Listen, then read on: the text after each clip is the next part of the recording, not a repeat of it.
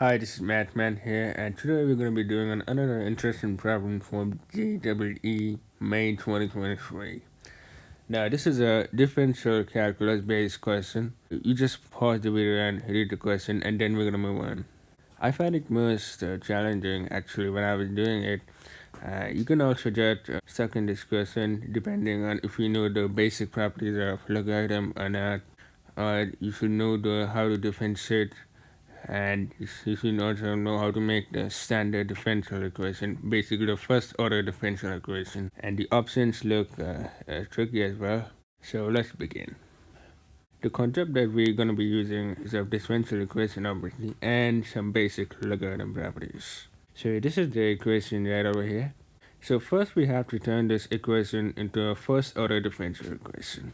So for that we will take x times log x with base e equals 3, and now we're going to differentiate this. And we're going to differentiate with respect to y here, and this is actually two terms for differentiation.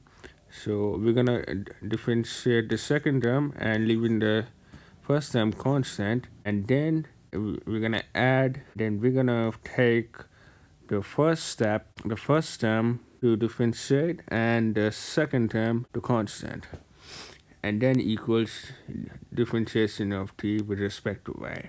And you should also remember the how to differentiate log x. It turns out to be 1 over x. Now after solving this turns out to be the equation. And now we're going to take dx over dy common from these two terms. It turns out to be this. Now we're going to put this equation back to the equation given to us.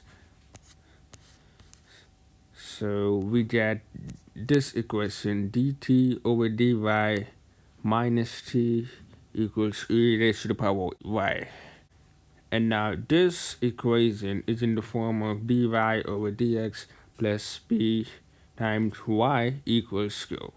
Basically, p and q can be anything, but only in terms of x. It can be sine x, cos x, or any other trigonometric functions, or inverse trigonometric function, or any other. It can also be log x, or x squared. It can be any function. And now we're gonna make integrating factor here, which is e raised to the power integration of p with respect to x. And the next step is going to be, we're going to put this, or y times integrating factor equals integration of integrating factor times q with respect to x. And this turns out to be the final equation, and don't forget to add the constant value. It can be because we're integrating. Now we apply the whole concept here into our question, into our basically the given equation that we have modified it. So this turns out to be this after putting the values.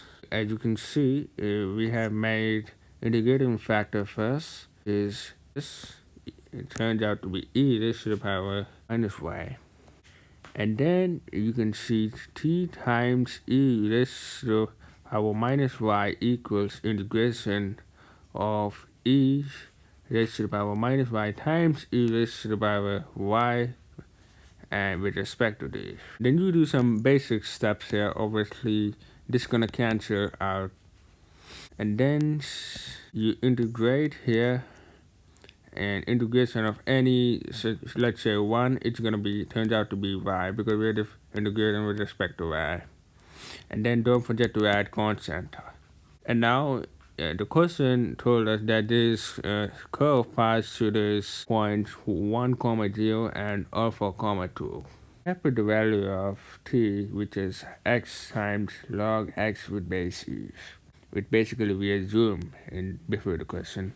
And now we have to put the value of 1, 0 in the equation to get the value of constant.